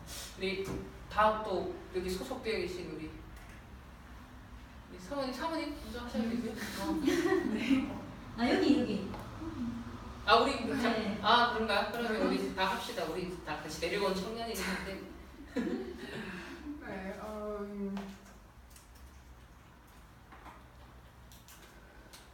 되게 신기했던 점은 하나님께 이렇게 세계관 스터디를 하다 보면 내가 그 책을 읽고 포럼을 하게 되잖아요. 근데 이게 그냥 책을 읽고 내가 그냥 이 자료를 보고 포럼을 하는 게 아니라 신기하게 하나님께서 진짜 말씀이랑 그리고 모든 걸 다 일치시켜서 성령께서 인도하고 계신다는 게 너무 느껴졌었어요.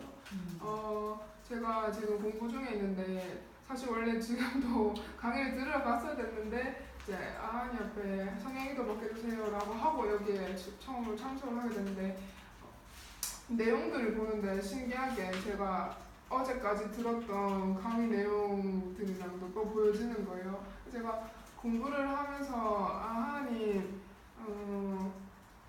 오늘 하나님이 나한테 발견하기 원하신 이 학업 속에 있는 이 학업의 오직과 유일성과 그리고 재창조가 무엇이냐라고 그렇게 질문을 드렸었는데 저는 지금 교육을 놓고 공부를 하고 있어요. 학교 현장을 두고 공부를 하고 있는데 근데 많은 정리가 잘 안 되는데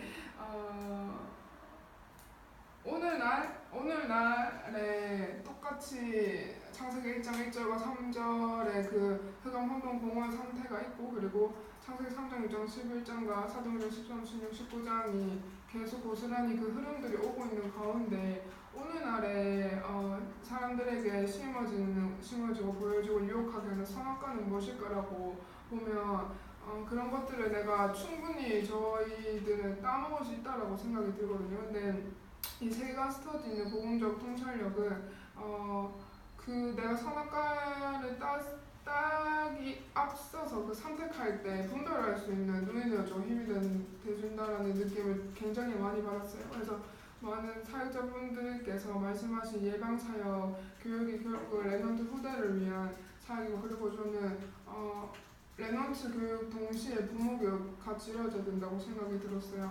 포럼을 하면서. 그리고 오늘 기도수점 말씀처럼 네피림에 대한 말씀을 주셨고 그리고 네피림을 보여주시지만 결국 말씀하시고자 하신 건 방주운동을 말씀하신 것 같거든요. 그래서 네피림으로 그러니까 동성애와 페미니즘과 뭐 여러 가지 복음 아닌 재앙과 저주를 몰고 올 수밖에 없는 그 문화적 흐름 속에서 죽을 수밖에 없는 상태 가운데 하나님이 이미 회복되어진 약속된 언약 그리스도를 보내주셨잖아요. 그리고 이거를 노아가 이 언약을 붙잡고 하니까 함께 할 때 하나님이 노아에게만 주신 새 언약이 방주를 만들으려고 했는데 노아가 이 방주를 만드는데 전생을 들었다라고 나와 있거든요. 제가 이거를 보면서 방주 운동은 노아에게 있어 천명이었고 그리고 그 방주 운동을 통해서 이 노아가 붙잡은 것은 나를 살리고 또 네 후손을 살리고 모든 사람을 결국 살리신 하나님의 구원 계획 속에 있는 천명과 소명과 사명을 노아가 붙잡고 주변 사람들이 뭐라 하든 신경 안 쓰고 나는 오직 방주 만드는데 일생을 드리겠다 해서 쓰임 받았다라는 게 보여졌었거든요. 그래서 저도 청년으로서 공부하는 과정 가운데 많은 사단의 소리와 사람들의 현혹되는 소리가 많이 있어요. 그럴 때마다 흔들릴 때마다 하나님께서는 언약 붙잡으라고 저에게 그 성령을 말씀을 하시더라고요. 그래서 내가 이 시대에 하나님께서 내게 주신 천명과 소명이 무엇일까, 방주운동이 무엇일까라는 것을 좀 생각해 볼 수 있는 시간이 되었었던 것 같고 아까 말씀하신 대로 현장과 사회 분위기가 이미 고조되어 있는데 많은 사람들이 그것을 전혀 문제로 인식하지 못한다라는 게 사단이 흑암이 역시 가려지니까 이게 저주가 저주인지도 모르고 재앙이 재앙인지도 모르고 막 따라가는 것 같은 생각이 들었어요. 그래서 이때 필요한 거는 어둠이 있을 때 가장 필요한 거는 빛밖에 없다라는 생각이 들었거든요. 그래서 그 작은 빛에 우리가 빛을 비추는 그런 역할에 쓰임 받았으면 좋겠다는 생각이 들었고 그리고 모든 제가 어제 이제 공부를 하면서 보니까 뭐 고대부터 쭈루루 교육의 흐름과 철학 그런 흐름을 보게 되는데 보면 볼수록 제가 느껴지는 거는 모든 교육과 그리고 철학자들이 말해서 지금까지 뿌리가 내려와서 지금 많은 사회적인 뭐 사상으로나 이슈화되거나 사람들의 가치 개념이 된 걸로 저는 느껴지는데 근데 결국 그 철학자들과 그 사상의 토대는 기초는 인본주의로부터 나와졌다라는 게 보여졌었고 그래서 그 동성애 페미니즘도 결국 상처가 동기가 되어서 그 동기가 뿌리가 되어서 인본주의적으로 도전되어졌는데 아까 목사님 말씀하신 대로 결국에는 이거는 그 반대되는 세력을 키워와서 결국 자기들은 자기 스스로 지키고자 이것을 도전을 했으나 결국엔 자기들이 더 멸망하고 상처받고 더 피해받는 더 심각한 상황을 받는 형태가 되는 게 참 이게 하나님부터 나오지 않는 것은 역시 다 부작용이 따를 법이고 그리고 저주와 재앙과 올 수밖에 없는 이유는 사단을 이길 수가 없기 때문에 그렇게 온다라고 생각이 들었어요. 그래서 네, 뭐 정리가 안 되는데 네, 충분합니다. 네, 네, 충분히 정리됩니다. 우리 그러면은 사모님. 네, 저는 온세상교회 김영주 사모라고 하고요. 오늘 들었던 토론할 거 생각을 했었는데 이제 이 강의들을 계속 들으면서 저한테 개인적으로 바뀌어진 생각들 중에 한 가지는 예전에는 제가 그런 생각을 갖고 있는지는 잘 몰랐는데 제가 개인적으로 그런 RLS 같은 그런 부분들에 대해서 그렇게 좋아하지 않았던 것 같아요. 그러니까 내 아이를 거기에 보내고 싶지 않다는 생각들을 하고 있었던 것 같은 생각이 들었어요. 그 생각이.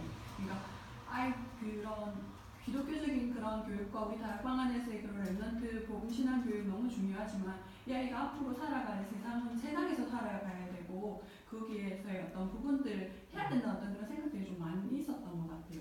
근데 정말 그 목사님 이제까지는 일반 논중이 가능한 그런 시대였어. 그런 부분들이 너무나 하여튼 그래서 그런 부분들에 대한 생각들이 개인적으로도 좀 많이 바뀌고 내 아이를 교육하는 데 있어서도 좀 생각들이 이렇게 그런 부분에 있어서는 좀 그런 교육이란 부분들에 대해서 좀 바뀌어지게 되고 또 개인적으로 진짜 그렇게 할 수 있는 그런 교육, 그 복음 안에서 다락방 안에서 우리 안에서의 그런 교회 안에서의 그런 교육에 대한 부분들로 좀 더 그런 소망을 가지고 하여튼 그렇게 기도할 수 있는 그런 기도 제목이 그러니까 요 교육을 제가 개인적으로 그런 생각들이 들어졌고요. 또 이렇게 오늘은 그 부분에 대해서 많이 말씀하시진 않았지만 이렇게 동성애와 비슷하게 그런 자유주의에 대한 부분들 가운데에서의 그런 페미니즘에 대한 부분들 그런 이야기를 들으면서 제가 결혼하면서 힘들었던 이유들이 뭔지 알 것 같은 생각이 들고 개인적으로 어렸을 때부터 강인데 저는 청소년 때 중학교 3학년 때 처음 복음을 듣고 신앙생활을 했기 때문에 그 전에는 저는 어렸을 때는 제가 기억하기에 초등학교 때는 저는 굉장히 페미니스트였던 것 같아요.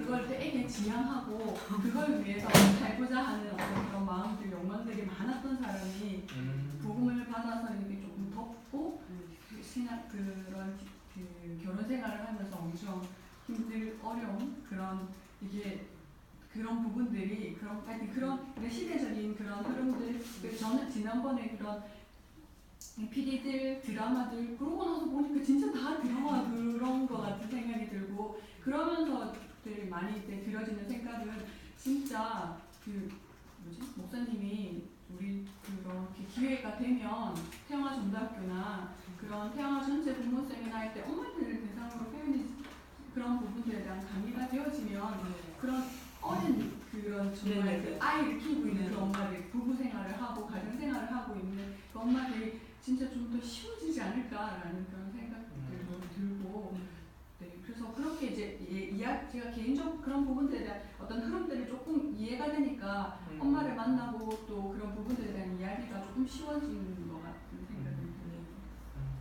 제가 제가 그 고등학교부터 교회를 다니는데요.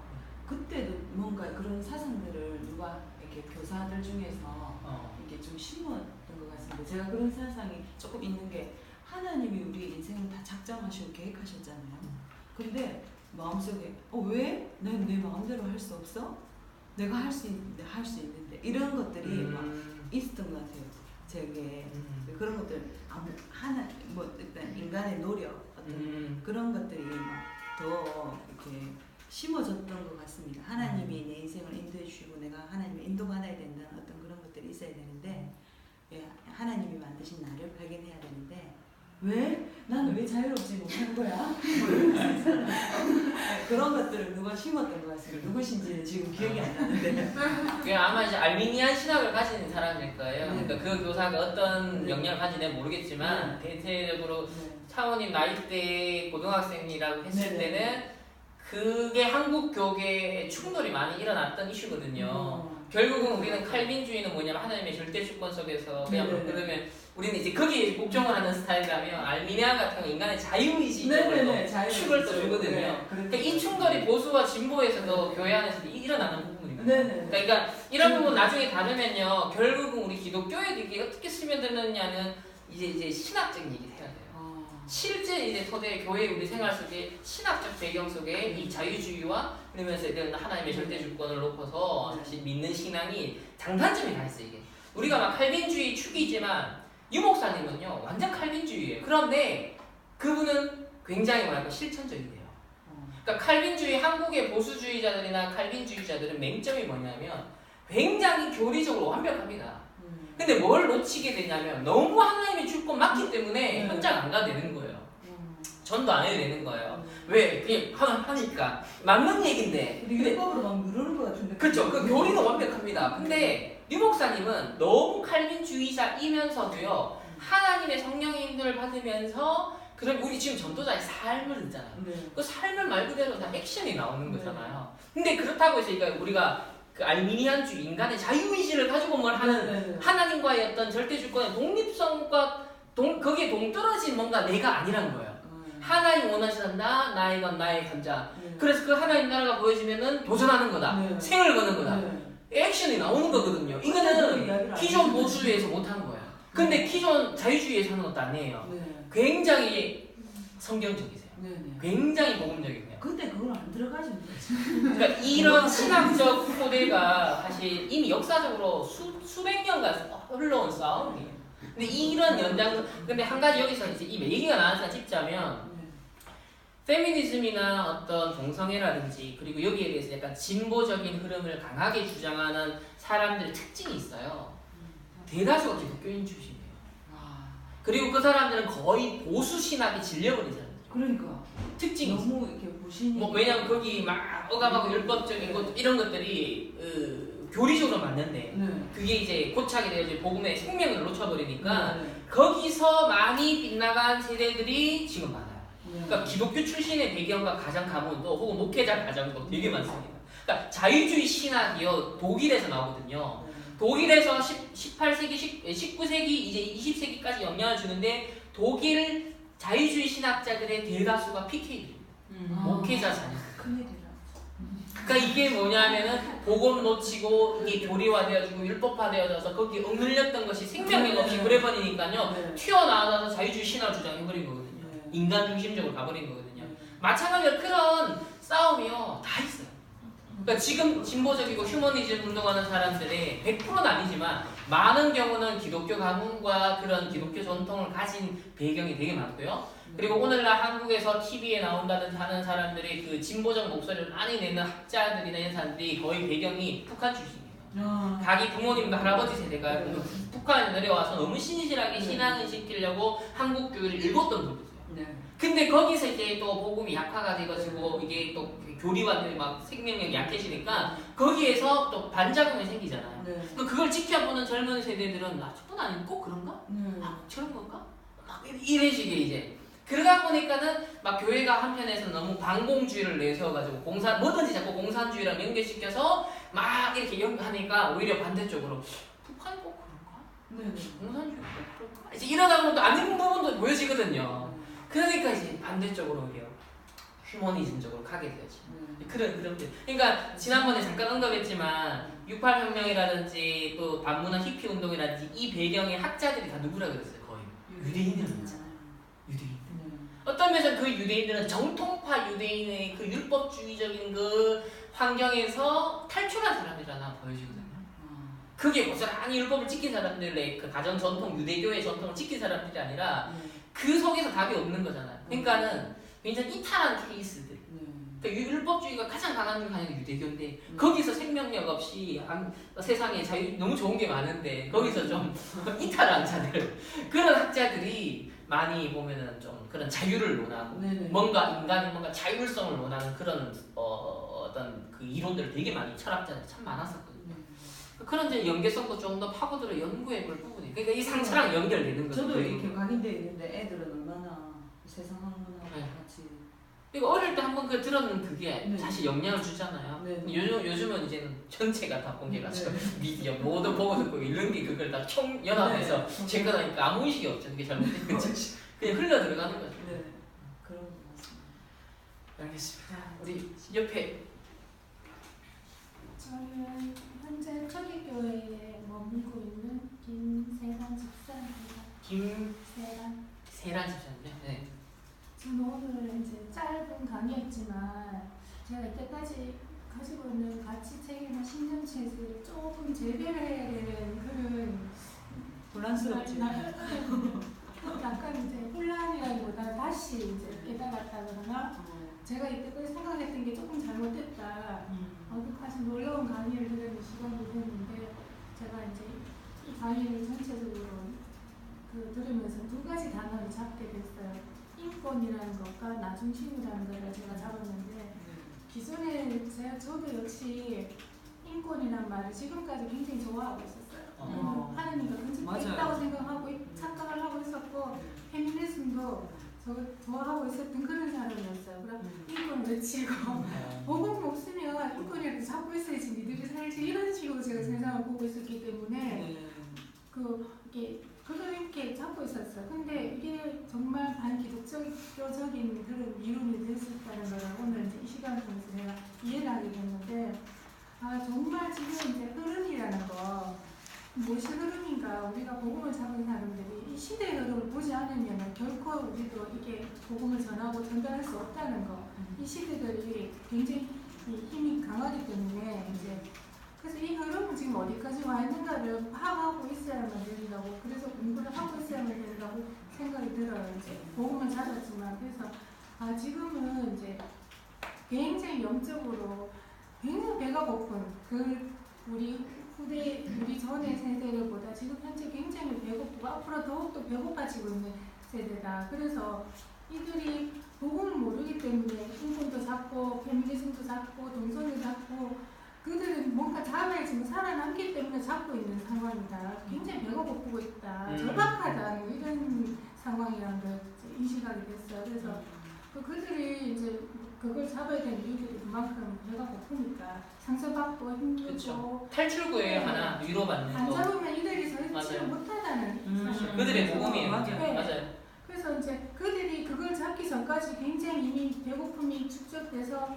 한 방에 그렇게 동성애를 가거나 좀 가는데 그래서 제가 이제 그 논문 준비할 때 성인 예방 프로그램 이런 걸 이제 준비했는데 이 예방이라는 게 오늘 또 저한테 따보니까 청소년 예방부터 해갖고 예방이 정말 중요하구나. 그들이 배고파서 널름 생기기 전에 그래서 많은 우리 이제 그 복음 전하는 사람들도 세상의 흐름을 파악하면서 이제 많은 프로그램과 해서 예방적으로 이미 망가졌을 때 가면 늦고 많은 싸움을 해야 되고 그래서 예방이 중요하다는 것을 잡으면서 제가 이제 이 인권에 대한 의미를 다시 이제 뒤로 좀 보내면서 나중심을 잡게 됐어요. 나중심은 저는 이제 어떤 의미에서 나중심을 잡았냐면 그전에는 이제 나중심이 되는 하나님들은 그거를 이제 아주 나중심이 나빠 이랬는데 나가 중심이 되어 서 있어서 나부터 시작하지 않으면 안 된다. 내가 뿌리내를 흔들리지 않으면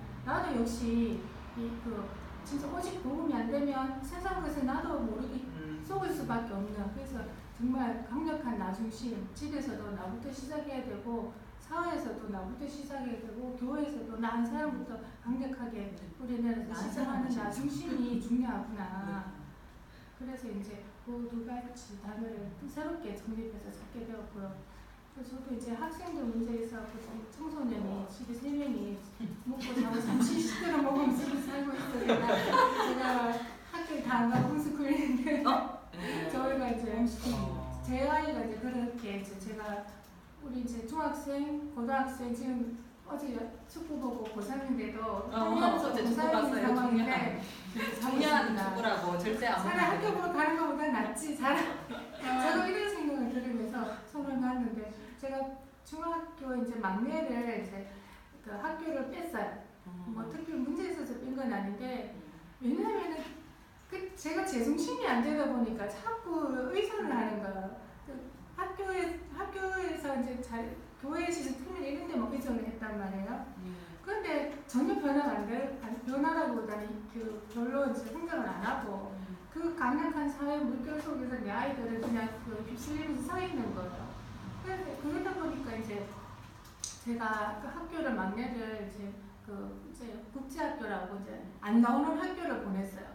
기독교 학교로 이제 보냈는데 역시 휴대폰도 안 하고 컴퓨터도 안 하고 안 보고 안 듣고 삼시로 예배만 보고 말씀만 듣고 비록 다락방은 아니지만 그렇게 굽혀서 나오니까 각인이 됐다는 거예요. 그래서 이 아이를 1년 있다가 보내려고 그러니까 학교에 못 넣겠는 거예요. 이제 그래서 학교를 안 보내고 집에서 시끄 놀으라고 이제 자율학습하고 있는데 그리고 이제 하나도 따라서 제가 학교에 대해서 어떤 학교에서 더 이상 애들한테 가르쳐주는 게 열심히 공부한 것밖에 안 가르쳐주고 애들은 시간도 없고 아침부터 밤에까지 가서 그래서 이제 학교에 대해서 이제 제가 한번 놓고 나니까 그 다음에 하나가 난 학교 가기 싫어하는 데 대해서 잘했다 이렇게 제가 가야지 하는 생각을 미련이 싹 버려지는 거예요. 그래서 이제 학교라는 개념 자체가 제한테 이제 그래서 애들이 집에서 있는데 그러고 이제 더 중요한 거는 이제 내가 어제 이타가기보다 엄마가 알고 있다면 이 집에서 내가 잘 서야 된다. 그래서 항상 이제 점검하기 하게 됐어요. 그래서 오늘 다시 한번 또 이렇게 제가 나 중심이 돼야 된다. 나 중심 잡으면서 나한 사람. 그러니까 영어 선생이 듣고. 난 사람. 진짜 하나님 중심을 잡지 않으면은 그게 답이 아니겠나. 어디 이제 밀려오는 세상을 뭐 다 하겠는지. 그래서 이제 제가 하나 잘 싸우면 말씀 잡고 잘 싸우면 이게 중요하다. 내가 하나도 관련. 그래서 이제 오늘 참 유익한 시간이었습니다. 네, 감사합니다. 오늘 또 인권이라는 단어에 대해서도 그런 또 재정립을 할 수 있는 시간이 되었다니까 너무 감사하고요. 이런 한 번에 사실 또 이런 뭐 강의나 아니면 이런 독서 포럼을 통해서 또 이렇게 생각이 또 변환이 될 수 있고 전환될 수 있다는 건 참 유익한 것 같습니다. 그래서 각 교회에서 여러분들도 우리가 앞으로 좀 기성세대들에게도 참 이런 그러니까 애들도 필요하지만 우리 기성세대들도 사실 많이 좀 생각에 좀 치유나 변환이나 또 창세기 3장의 관점 재해석해야 되는 부분들 참 많다라는 것들이 다시 한번 또 확인이 되는 것 같고요. 우리 옆에 우리 계신 분이 처음 저번에도 오셨나요? 저는 온세상교회 서영의 사모고요. 사모님이세요? 네. 아 혹시 전승우 목사님? 사모님 성함이 서영의 사모님. 네.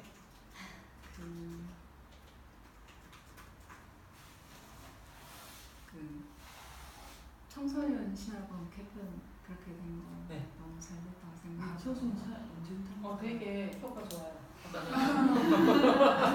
아니 왜냐하면 덜 지루하대. 재밌대. 청소년 청신이 재밌다는 표현은 나오기 어려워요. 우리 안 나오는 반은 이야기. 어렵다는 게 아니고 안 나오는 이야기가. 우리 집 반은 가고 반은 안 갔어. 근데 바뀌었는데 애들이 재밌다고 일단 시간은 잘 가고. 시간은 지금 들어가야 되는데. 네. 근데 그런 세계관 교육이 초신에 정말 필요하지 않을까. 초신에. 네. 아. 왜냐면 아이들이 일찍 스마트폰을 접하고 그리고 스마트폰을 통해서 동영상도 보지만 더 많이 보는 거 웹툰이거든요. 맞아 웹툰. 맞아. 맞아 웹툰. 그런 웹툰. 정말 무분별하게 너무 많이 들으니까 얼마 전에 그 우리 딸이 학교 도서관에서 책을 빌렸더라고요. 친구와 함께. 그거 되게 한번 봤는데 만화책인데 저도 모르게 앉은 자리에서 후루룩 다 넘겨서 왔거든요. 정말 재밌더라고요. 그게 뭐냐면 그 저승사자가 와서 인생에 이제 살아있는 죽음들을 다 다루는 그런 도깨비 저승사자를 보시면 돼요. 그래가지고 일단 재밌어서 보겠다 싶은 생각이 들면서도 웹툰은 보지 마라 그러니까 차단해놨지만 월요일부터 토요일까지 쫙 될 때 네. 나오는 책 거. 나와요. 네, 다 애우고 있대.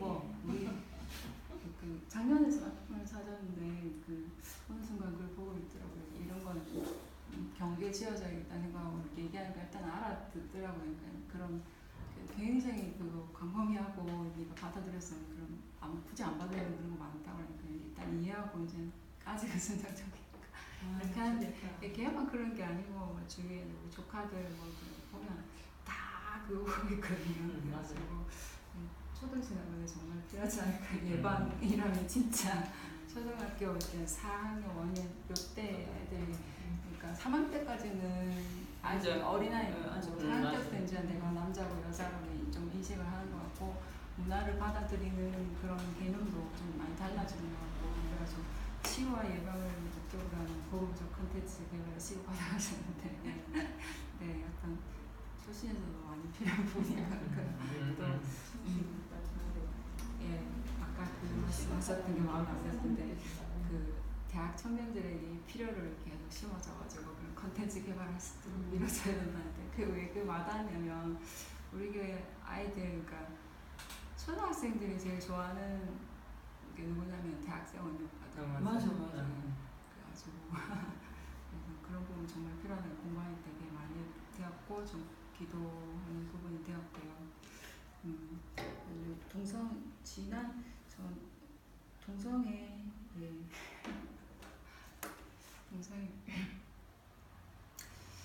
그 인권을 강조할 수밖에 없다는 그 유일한 루트인 것 같고 강조할 수밖에 없고 그러니까 그냥 개인적인 얘기를 좀 하자면은 대학교 때 제가 여대를 나왔거든요.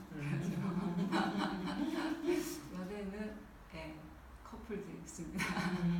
딱 봐도 있어요. 딱 저는 20년쯤 딱 봐도 주로 체대 이런 서밴드 딱 봐도 있는데 사역하는 분이 가깝게 그런 커플들이 복음을 듣게 돼가지고 가까이서 봤는데 아까 소장님 상처에 얘기하셨는데 공통점이 뭐냐면 아버지가 다 제기를 못하시는 폭력을 주신다거나 평생 밖으로 돌아다니신다든가 그러니까 그런 상처와 상처들이 만나서 이렇게 그 상처가 있다고 다 동생 빠지는 건 아닌데 그걸 이용해서 그런 루트가 돼서 한다는 부분들이 좀 공감이 많이 되었고요. 그래서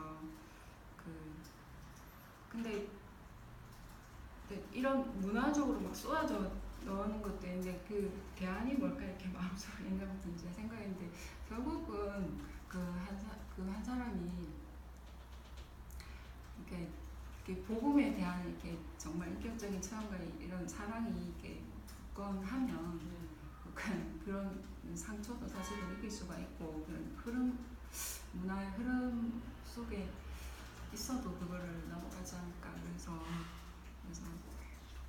같긴 한 사람에게 또 복음을 심는다는 게 굉장히 중요한 거라는 걸 좀 많이 와닿고 지난 시간에는 그 마르크스 얘기하면서 그 사람 왜 공산주의를 만들어낼 수밖에 없는 배경을 들으면서 굉장히 공감이 많이 되었거든요. 그래서 그런 흐름들이 사실은 그 진짜 복음, 진짜 이렇게 생명, 진짜 교회에 대한 그 갈구하는 외침이 아니겠느냐 그게 좀 마음에 많이 남더라고요. 그래가지고 오늘도 이게 강의 쭉 들으면서 동성애는 옛날부터 있어 왔는데 이 시대에 너무 그게 이제는 거기에 편승하지 않으면 세련된 지식이 아닌 것처럼 대학생들은 우리 때보다 좀 더 그렇겠다는 생각이 많이 들고 정권 바뀌면서 또 네, 댓글들도 봐도 그 보수적인 댓글 하나도 없어. 하나 나오면 떼지어서 다 공격하고 좀 그런 것들 보면서 결국은 더 복음에 돌아가는데 좀 그 복음이 어떤 좀 진짜 복음으로 다가갈 수 있도록 기도하면서 좀 해야겠다. 아까 권사님 그 얘기했을 때 아이에게 이렇게 해야 되는데 감정이 앞서가지고 나도 딸이 저도 이제 그런 책들을 들고 또 막 문화도 접어가니까 어느 날 왜 너무 그런 음악 듣지 말라니까 한번 얘기가 자기 전에 얘기 나가지고 나도 모르게 내 안에 있던 그 염려들이 막 쏟아지고 엄마 또 그렇게 얘기하네 이렇게 얘기하는 거예요. 그래가지고 네, 그런 좀 부분도 많이 공감하고 있습니다. 애들 이제 꼰대라는 거죠. 이렇게 조금이라도 이렇게 뭐 잔소리처럼 뭔가 이렇게 해버리면 꼰대라고 요즘 다 그렇게 일어서 아무튼 그런 세대를 뭐 좋든 싫든 자녀든 렘넌트든 저희들은 하나님 맡겨주셨기 때문에 저희들이 이 오늘 메시지대로 흘러내리면은 방송운동하는 여기에 희망을 걸고 이 치유 사역과 또 상담 사역과 하시는 또 우리 또 소장님 중심으로 해서 이 팀이 각 우리 렘넌트 각 학교 현장에 또 각 교회에 그런 사역자를 계속 길러내는 그런 귀한 사역을 또 감당을 할 수 있도록 저도 또 기도하면서 또 저도 최대한 함께 이 동역할 수 있는 대로 함께 인도를 받도록 하겠습니다. 제가 또 12시 40분에 치교회 사역이 영남 2공대에서 있어서 빨리 마치고 지금 이제 가봐야 될 것 같습니다. 기도하고 마칠게요. 하나님 감사합니다. 오늘 또 이런 중요한 독서 포럼을 통하여서 또 많은 것들이 점검되어지고 또 함께 또 소통하는 중에 또 하나님께서 나누게 하시니 감사합니다. 각자의 또 깨달음도 있고 또 느껴지는 바가 있지만은 정말 오늘 주신 말씀대로 네피림 시대에 방주운동하는 한 팀으로 하나님께서 이곳에 부르셔서 준비되게 하시고 또 훈련을 시키시니 하나님 정말 예비된 앞으로 무궁무진한 현장을 살릴 수 있는 그런 전도자로 또 렘넌트 사역자로 또 치유 또 상담 사역자들로 잘 준비될 수 있도록 한 이분들에게 성령의 충만과 오력의 충만함을 더하여 주시옵소서. 세상은 날로 창세기 3장 6장 11장으로 가는 이 시대 우리는 오직 그리스도 오직 하나님 나라 오직 성령 충만의 증인으로 인도받게 하여 주시옵소서. 특별히 우리 또 이 일의 중심에 하나님 또 우리 소장님께서 감당하시는 모든 사역에 하나님께서 정말 복에 복을 더하사 정말 이 시대에 하나님이 가장 필요로 하시는 그 사역에 가장 필요한 것들을 하나님께서 채워주시고 인도하여 주시옵소서. 감사드리며 살아계신 예수 그리스도 이름으로 기도합니다. 아멘. 감사합니다.